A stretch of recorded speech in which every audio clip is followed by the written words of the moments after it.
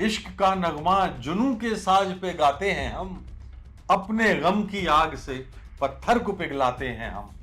जाग उठते हैं तो सूली पर भी नींद आती नहीं, और वक्त आ जाए तो अंगारों पे सो जाते हैं हम। कभी आपने सोचा था कि एंकर ऐसे हो जाएंगे कि वो समाज को खत्म करने के लिए, समाज में जहर बोने के लिए, धर्म के नाम पर ऐसे हुंकार लगाएंगे, थंबनेल ऐसे बनेंगे? ये कल्पना थी कभी आप लोगों को? एक ना एक दिन ये दौर गुजरेगा, सुरंग का दूसरा छोर आएगा। एक मानसिक बीमार बाबा बुलडोजर की बात करता है, हिंदू राष्ट्र की बात करता है जो बिल्कुल असंवैधानिक है, और बड़े बड़े चैनल के पत्रकार उस बाबा बागेश्वर के चरणों में लौट के बाबा जिंदाबाद के नारे लगाते हैं।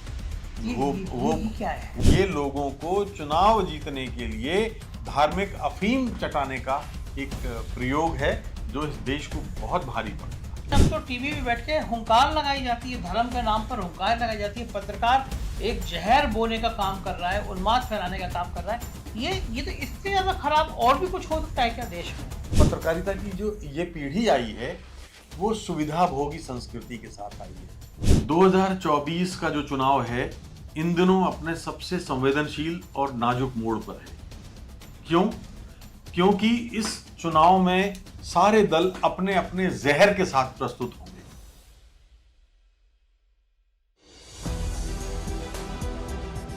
नमस्कार, मैं हूं संजय शर्मा। आप देख रहे हैं 4PM न्यूज नेटवर्क। मेरा सौभाग्य है आज मेरे बड़े भाई जैसे देश के एक जाने माने पत्रकार मेरे ऑफिस में हैं।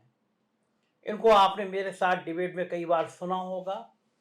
76 में झांसी से छोटे से जिले से पत्रकारिता शुरू करने वाले राजेश बादल जी का कैरियर किसी जादू से कम नहीं है।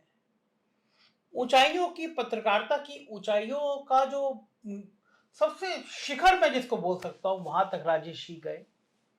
कोई ऐसी विधा नहीं है साहित्य की, फिल्म की, लिखने की, प्रिंट की, इलेक्ट्रॉनिक मीडिया की, जहां पे राजेश जी गए ना हो।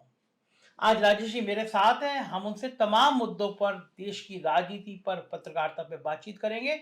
वो आए तो मुझे लगा इतना बढ़िया मौका छोड़ना नहीं चाहिए बात करने का। शुक्रिया राजेश जी। आप धन्यवाद संजय। वो चाय पिलाने से पहले मैंने आपसे गुफ्तगू शुरू कर दी है ना कि बातचीत हो जाए। राजेश जी, पहले सबसे पहले इतनी सारी चीजें आपके पटारे में है ना, आपके अपने जीवन में, कि मुझे तो एक एक याद करूं दूसरी भूल जाता हूं। थोड़ा सा संक्षिप्त बताइए कि आपने जब झांसी से शुरुआत करी, वो आपातकाल का दौर था, और फिर आपने क्या क्या किया? देखिए संजय, मेरा हमेशा से मानना ये रहा है कि इंसान को अपने को नियति की रफ्तार या भाषा को पकड़ना चाहिए। आपकी नियति, आपकी डेस्टिनी, आपके बारे में आपकी स्क्रिप्ट वो उसको अलग तरीके से लिखती है। आप कुछ और बनना चाहते हैं लेकिन नियति आपके अलग तरीके से लिखती है। तो मेरे मामले में भी यही हुआ। मैं जाना फौज में चाहता था, मेरे पिताजी डॉक्टर बनाना चाहते थे, मेरे चाचा जी प्रोफेसर बनाना चाहते थे, मेरा बैंक में सिलेक्शन हो गया, मैं रेडियो में अनाउंसर हो गया, लेकिन मेरी नियति मुझे पत्रकारिता में ले जाना चाहती थी। तो सारी चीज़ें, मेरा आर्मी में सिलेक्शन हो गया था सेकंड लेफ्टिनेंट के तौर पे। तो लेकिन हुआ ये वही जो मेरी नियति ले जाना चाहती थी। 1976 में मुझे, इस देश में आज़ादी से पहले काकोरी केस हुआ था जहां ट्रेन से खजाना लूटने की जो घटना हुई थी, उसके एक आरोपी थे रामसेवक रावत। और उस ट्रेन का खजाना लूटने के लिए जब वो लोग तैयारियां कर रहे थे तो बम बनाने के प्रयास में उनका एक हाथ उड़ गया था, कट गया था। उसके बाद वो उस मुहिम में शामिल नहीं हो पाए और उनको बड़ा उसका खेद रहा सारी जिंदगी। और वो मुझे पत्रकारिता में लाए क्योंकि वो दैनिक जागरण झांसी के समाचार संपादक थे और मैं अपने ज़िले में कॉलेज में पढ़ता था। आपातकाल लग गया था, सेंसरशिप लागू थी, तो हम स्थानीय अखबारों में काम करते थे और सेंसरशिप से बचते बचाते, और वो बड़ी लंबी कहानियां हैं वो तो, लेकिन प्रशासन के सहयोग से हम लोग चुपचाप उस सेंसरशिप का उल्लंघन करते हुए और बिल्कुल निष्पक्ष और खुली खुली खबरें लोगों तक पहुंचाते थे। तो ऐसे शुरुआत। उसके बाद फिर क्या क्या हुआ? उसके बाद जब मेरी खबरें बहुत लोकप्रिय होने लगी तो यूएनआई से एक ऑफर आया और यूएनआई के साथ मैंने साल डेढ़ साल तक काम किया। उस पूरे आसपास के कई जिलों में यूएनआई के कोई रिपोर्टर नहीं था, तो मैं 3-4 जिलों का यूएनआई के लिए रिपोर्टिंग करता था। यूएनआई के बाद मैंने पीटीआई के लिए रिपोर्टिंग शुरू कर दी, क्योंकि यूएनआई से फिर किसी वजह से रिश्ता टूट गया। अब वो कहानी सब, हर कहानी अपने आप में बड़ी नाटकीय है। फिर मैं पीटीआई के साथ आया। पीटीआई के साथ साथ मेरा रिश्ता रेडियो से बन गया था, तो रेडियो पत्रकारिता भी मेरी शुरू हो गई थी उसी समय से। और उन दिनों इंदौर से निकलने वाला अखबार नई दुनिया, जिसको उसको प्रिंटिंग के कई अवार्ड, नेशनल अवार्ड मिले थे, भारतीय हिंदी पत्रकारिता का सर्वश्रेष्ठ अखबार मान लिया गया था, पत्रकारिता के नजरिए से और भाषा के नजरिए से और लेआउट के नजरिए से। तो उसके प्रधान संपादक थे सदी के महान संपादक राजेंद्र माथुर। फिर उन्होंने मेरे आलेख और मेरी रिपोर्ट छापना शुरू कर दिया।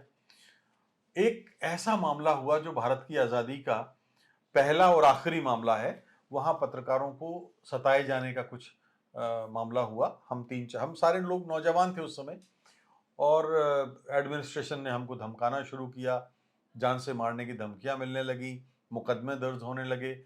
तो अंततः, चूंकि मैं बहुत लंबा समय नहीं है तो मैं संक्षिप्त में बता देता हूँ, तो उसमें एक हम लोगों ने मजिस्ट्रेटी जांच की रिपोर्ट कहीं से हासिल कर ली थी, और वो रिपोर्ट जिला प्रशासन और सरकार चाहती थी कि हम बताएं कि वो रिपोर्ट का सोर्स क्या है। रिपोर्ट का सोर्स बताने के लिए हम बाध्य नहीं थे। तो 8 घंटे विधानसभा में बहस हुई, जुडिशियल इंक्वायरी कमीशन बैठा, 2 साल तक इंक्वायरी कमीशन की सुनवाई हुई, और हम लोगों ने के पक्ष में उसकी रिपोर्ट गई। Simultaneously press council of India ने भी इसकी जांच कराई। कभी ये नहीं होता संजय कि 2 सेमी जुडिशियल बॉडी एक मामले की जांच करती हों। तो प्रेस काउंसिल ऑफ इंडिया के जांच दल ने जांच की, उसमें भी हम लोग जीते।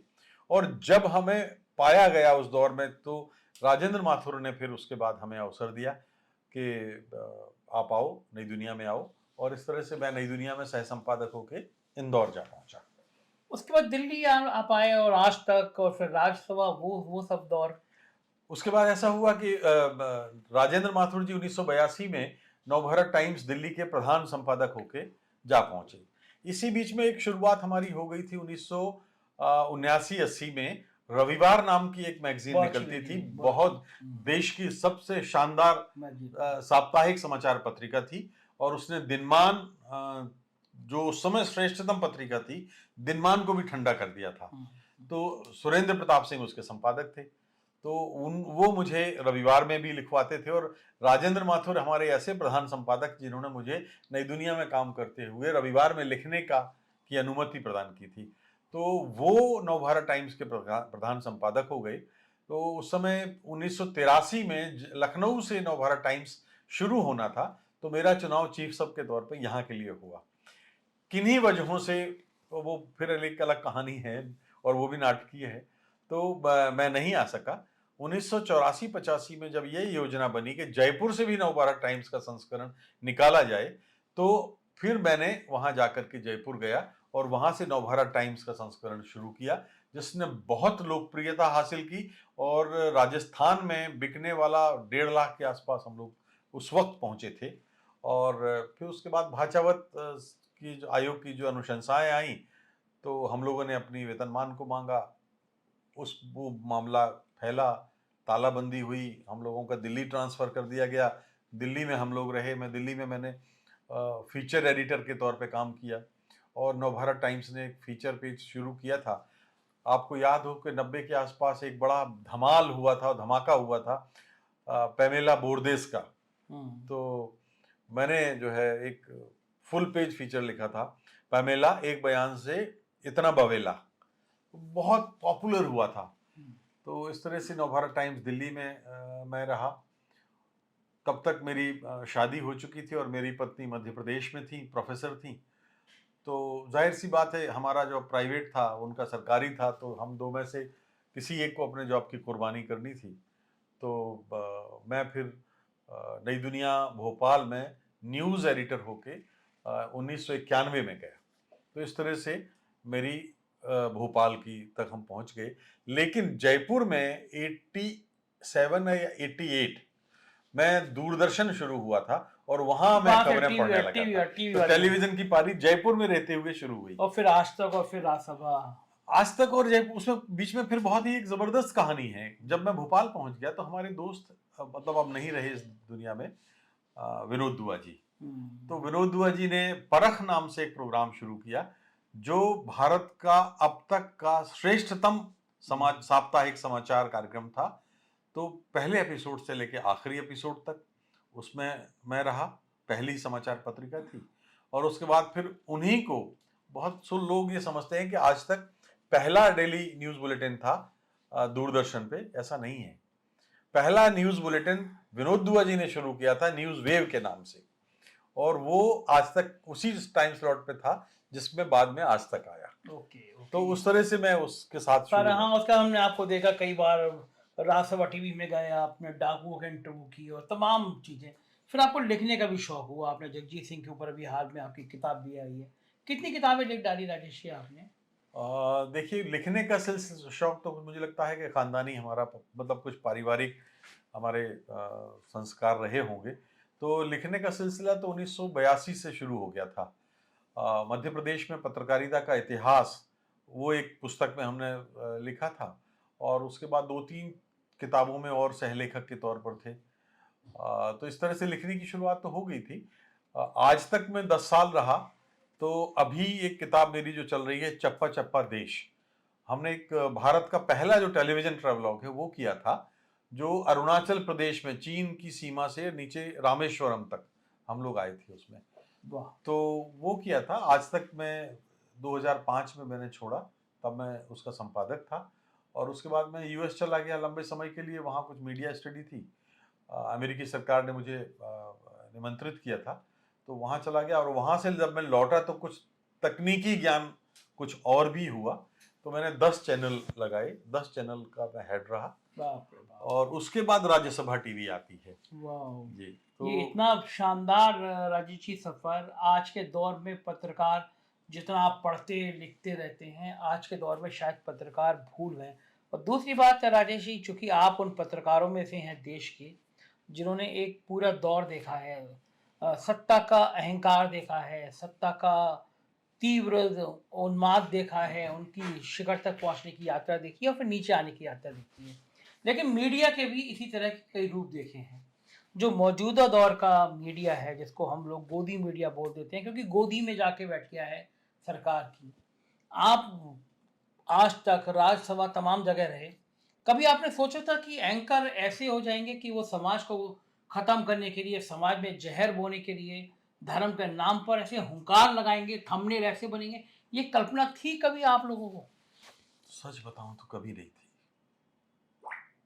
और बहुत खराब दौर आज का जो हम देख रहे हैं। मैं स्वभाव से आशावादी हूं, तो इसलिए ये तो निष्कर्ष मेरे पास है कि एक ना एक दिन ये दौर गुजरेगा, सुरंग का दूसरा छोर आएगा। लेकिन मैं कह सकता हूं संजय कि हम लोगों ने प्रिंट मीडिया का स्वर्ण काल देखा, पतन काल देखा, टेलीविजन का स्वर्ण काल देखा, पतन का काल देखा।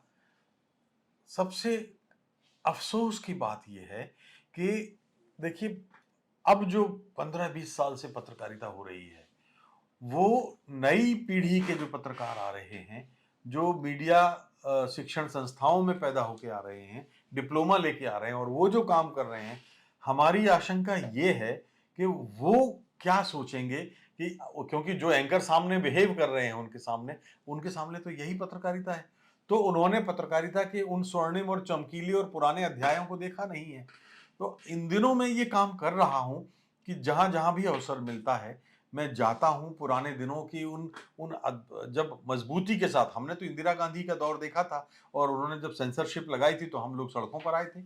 उसके बाद 1983 में जब जगन्नाथ मिश्र ने बिहार प्रेस बिल लाया, हमने उसका विरोध किया। उसके बाद 1987 में राजीव गांधी की हुकूमत थी, तब हमने मानहानि विधेयक का विरोध किया। हमने अपने अधिकारों के लिए संघर्ष किया, हड़ताल की, भाचावत के लिए गए, भाचावत के समर्थन में गए। तो अब मैं ये पाता हूं कि पत्रकारिता की जो ये पीढ़ी आई है वो सुविधा भोगी संस्कृति के साथ आई है। कोई बात नहीं, सुविधाएं आज के जमाने के लिए जरूरी है, लेकिन अगर आप सुविधाओं के लिए अपने मूल्यों को छोड़ दें, अपने सिद्धांतों को छोड़ दें, तो ये ठीक नहीं है। लेकिन एक्चुअली ये सिद्धांत भी छोड़ दो एक बार को, लेकिन समाज को आपने जिस दौर में पत्रकारिता की और हमने सीखी आप जैसे लोगों से, तो उस दौर में भी ये कहा जाता था कि कोई ऐसी बात मत करो, दो समुदाय में झगड़ा हो जाता था, नाम ही लिखते थे हम लोग कि दूसरा समुदाय भड़के ना। लेकिन अब तो टीवी पे बैठ के हुंकार लगाई जाती है, धर्म के नाम पर हुंकार लगाई जाती है, पत्रकार एक जहर बोने का काम कर रहा है, उन्माद फैलाने का काम कर रहा है। ये तो इससे ज्यादा खराब और भी कुछ हो सकता है क्या देश में? देखिए, हम लोगों के समय में, और आज भी मैं मानता हूं, भारतीय संविधान हम लोगों की गीता है।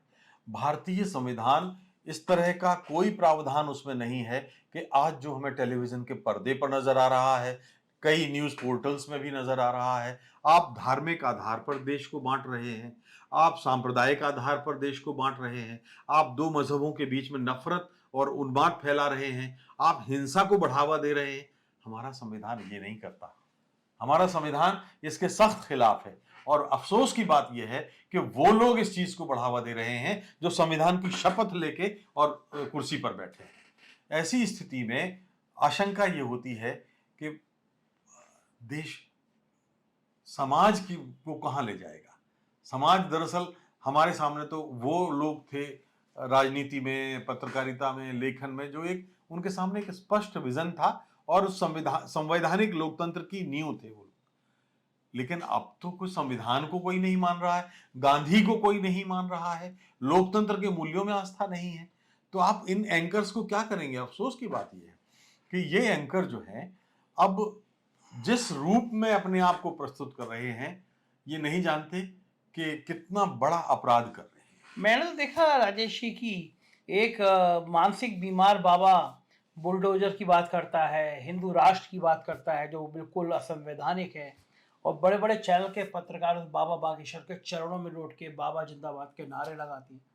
ये क्या है? वो बाबा। और देखिए, हमें मीडिया में अगर माना जाए कि हमने भारतीय संविधान का अध्ययन किया है, भारत में लोकतंत्र की जड़ों का अध्ययन किया है, भारत की कानूनी और न्याय प्रणाली का अध्ययन किया है, तो ये बयान हमें नहीं जलाना चाहिए कि एक बाबा ये कहता है, वो जिस बाबा की आप बात कर रहे हैं, कि अब शास्त्र नहीं शस्त्र उठाने का समय आ गया है।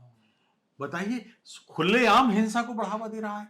वो कहता है कि मैं पाकिस्तान में को हिंदू राष्ट्र बनाना चाहिए। अरे आप अपने देश से, ये लोगों को चुनाव जीतने के लिए धार्मिक अफीम चटाने का एक प्रयोग है जो इस देश को बहुत भारी पड़ेगा। एक सांसद हैं, वो ये कहती हैं कि हर हिंदू को अपने घर में चाकू रखना चाहिए। एक मंत्री हैं जो पाकिस्तान जाने की बात करते रहते हैं। एक गांधी ने एक लाठी जो थी अपने सहारे के लिए, अहिंसा के सहारे सारे देश से अंग्रेजों को भगाया।